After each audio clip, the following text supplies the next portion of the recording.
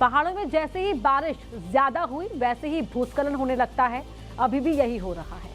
लगातार बारिश के बाद पहाड़ की सड़कें चलने लायक नहीं बची। तस्वीरें आप देख सकते हैं। उत्तराखंड के मुख्यमंत्री पुष्कर सिंह धामी यहां पहुंचे हुए हैं मौके पर, जहां पर बादल फटने के बाद तबाही के निशान देखने को मिल रहे थे। और मुख्यमंत्री धामी से पीएम मोदी ने भी बात की है।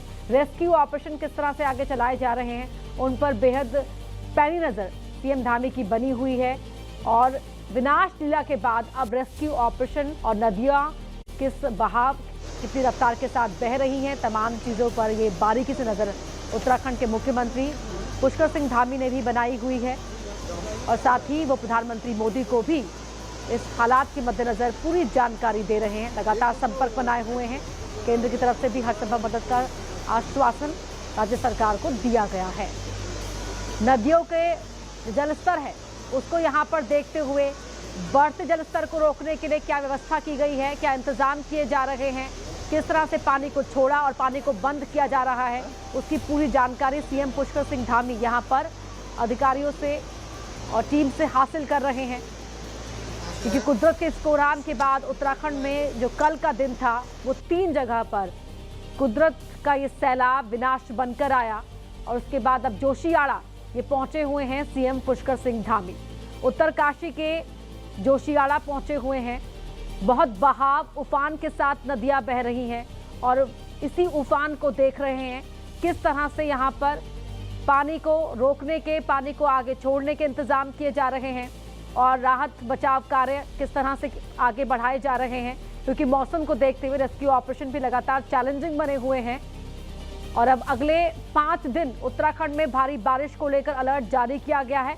और इसीलिए जो बढ़ता जलस्तर है उसको नियंत्रित करने के लिए, उससे होने वाले नुकसान को कम से कम रखने के लिए क्या इंतजाम, क्या व्यवस्था की गई है, उन तमाम चीज़ों की जानकारी और दिशा निर्देश उसके मद्देनजर यहाँ पर देते हुए सीएम धामी को आप देख सकते हैं। उत्तरकाशी के धराली में ही कल बादल फटने से जो 34 सेकंड में सैलाब ऊपर से आया, फ्लैश फ्लड आया, वो जिंदगियों को अपने साथ बहा कर ले गया। 50 से ज़्यादा लोग अभी भी लापता हैं, उनकी खोजबीन की जा रही है। और यहाँ पर मुख्यमंत्री धामी, क्योंकि जो पहाड़ है खासतौर पर उत्तराखंड में वो बहुत ही कच्चे पहाड़ कहे जाते हैं। और मौसम जब बारिश का होता है तो लगातार बारिश होती है, पहाड़ दरकते हैं और उसकी जो बड़ी कीमत है वो इंसानी ज़िंदगी को चुकानी पड़ती है। और ऐसे में कल का दिन बहुत भारी रहा उत्तराखंड के लिए। हरियाली, सुखीटॉप, हर्षिल में बादल फटा और बादल फटने की इस घटना में जो जानों की कीमत चुकानी पड़ी है, उसके बाद ऑपरेशन जिंदगी और बाकी इससे होने वाले नुकसान को कम से कम रखने के लिए तमाम चीज़ों की जानकारी, दिशा निर्देश यहाँ पर देते हुए सीएम धामी आप उन्हें देख सकते हैं। बता रहे हैं कि आगे अब कैसे बढ़ना है, क्या करना है, कहाँ कुछ कोई कमी ना रह जाए, किस स्तर पर कोई चूक ना रहे, इन चीज़ों की जानकारी यहाँ पर देते हुए, साझा करते हुए और जो हालात हैं उनकी जानकारी भी हासिल करते हुए। पहाड़ों से बोल्डर गिरते हुए नीचे आ रहे हैं, कहीं लैंडस्लाइड हो रहा है, कहीं सड़क पूरी की पूरी बह जा रही है। नदियों में उफान इतना है कि नदी किनारे रहने वाले लोगों की जान पर खतरा मंडरा रहा है।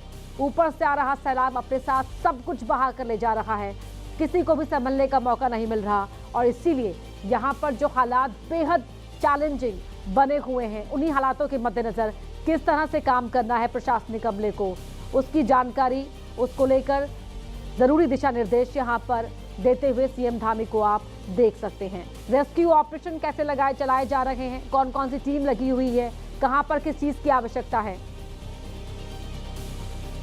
और अब थोड़ी देर में मीडिया से बात भी करेंगे सीएम धामी, सुनेंगे क्या कुछ कहना है उनका।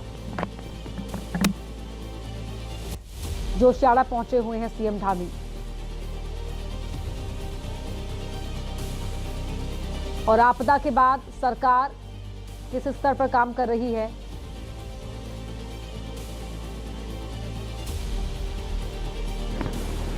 अभी जो हमारा कल घराली की आपदा आई है, उस आपदा में सभी एजेंसियां हमारी वहाँ पर काम कर रही है। सेना के लोग भी काम कर रहे हैं बचाव और राहत के काम में। आईटीबीपी भी लगी है, एनडीआरएफ, एसडीआरएफ और स्थानीय लोग, सभी लोग आगे आकर, हमारे जनप्रतिनिधि भी सभी लोग बचाव के काम में लगे हैं।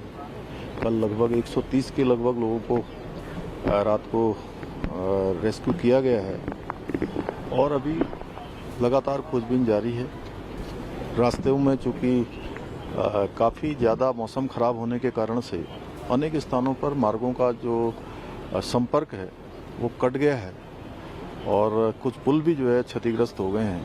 उसके कारण से वहाँ पर पहुँचना भी मुश्किल हो रहा है, लेकिन उसके बावजूद भी सभी एजेंसियाँ, सभी लोग जो वहाँ पर पहुँच गए हैं, रेस्क्यू के काम में लगे हैं। हमने राज्य के स्तर पर भी 10 डिप्टी एसपी, 3 एसपी और लगभग 160 पुलिसकर्मी भी इस काम में लगाए हैं जो राहत और बचाव के काम को करेंगे। इसी प्रकार से आपदा राहत का जो परिचालन केंद्र है देहरादून का, वो 24 घंटे काम कर रहा है, 24 घंटे समन्वय बना रहा है। वहाँ से 3 वरिष्ठ अधिकारी भी इस आपदा के लिए रिक्रूट किए गए हैं जो यहाँ पर पहले अपनी सेवा देकर गए हैं डीएम के रूप में या अन्य किसी जिम्मेदारी पर यहाँ पर रहे हैं। गृह सचिव श्री शैलेश बगोली को पूरे 24 घंटे के लिए आपदा परिचालन केंद्र का वहाँ पर समन्वय का काम उनके पास है। वो सभी से बात कर रहे हैं, सभी एजेंसियों से सभी प्रकार की आपदा प्रबंधन जो हमारा डिपार्टमेंट है वो सभी प्रकार के जो नए इक्विपमेंट्स हैं उनको उपलब्ध कराने का काम कर रहा है। सेना के हेलीकॉप्टर भी तैनात हैं। जैसे ही ये जो मौसम ठीक होता है तो वो सेना के हेलीकॉप्टरों से भी रेस्क्यू अभियान किया जाएगा। भोजन पैकेट इत्यादि बनाए गए हैं, भोजन सामग्री की कमी न हो, डॉक्टरों की टीम भी बनाई गई है। इसके साथ साथ खाद्य विभाग भी पूरी तरह से एक्टिवेट है। बिजली की जो सप्लाई है कल पूरी तरह से वो लाइनें क्षतिग्रस्त हो गई थी। बिजली को फिर से रिस्टोर करने का काम तेज़ी से चल रहा है, नई केबल डालकर, क्योंकि मौसम बड़ी चुनौती वहाँ पर बना हुआ है। जल्दी ही जो है बिजली चालू हो जाएगी तो वहाँ पर जो अभी टावर काम नहीं कर पा रहा है, मोबाइल इत्यादि उस टावर से नहीं कर पा रहे। मैंने वहाँ के 3-4 ग्रामीणों से बात की है, वहाँ के जिला पंचायत सदस्य हैं, अन्य लोग हैं। उन्होंने बताया है कि वो सभी से संपर्क स्थापित करने का प्रयास कर रहे हैं। हमारा हर संभव प्रयास है कि सभी को जो है सुरक्षित निकाला जाए। एक एक जान हमारे लिए बहुत कीमती है। मेरा धराली गाँव फिर से जो है, धराली नगर फिर से जो है अच्छी स्थिति में आए, सभी व्यवस्थाएं वहाँ पर फिर से व्यवस्थित हों, उसको हम प्रयास कर रहे हैं। मैं आदरणीय प्रधानमंत्री जी का भी धन्यवाद करता हूँ। कल भी उन्होंने हर संभव मदद का, सहायता का और आज भी पूरी जानकारी ली है और उनके स्तर से लगातार सभी भारत सरकार की एजेंसियों को हमारे यहाँ के लिए हर संभव सहायता के लिए कहा गया है।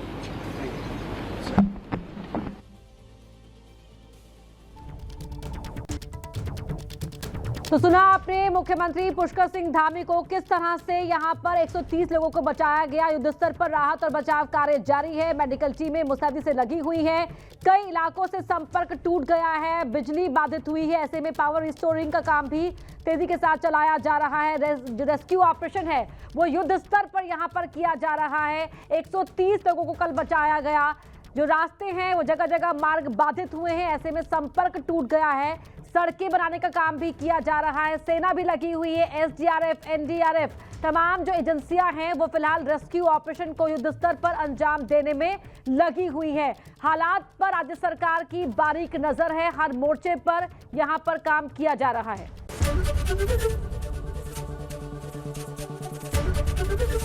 एबीपी गंगा, खबर आपकी, जुबान आपकी।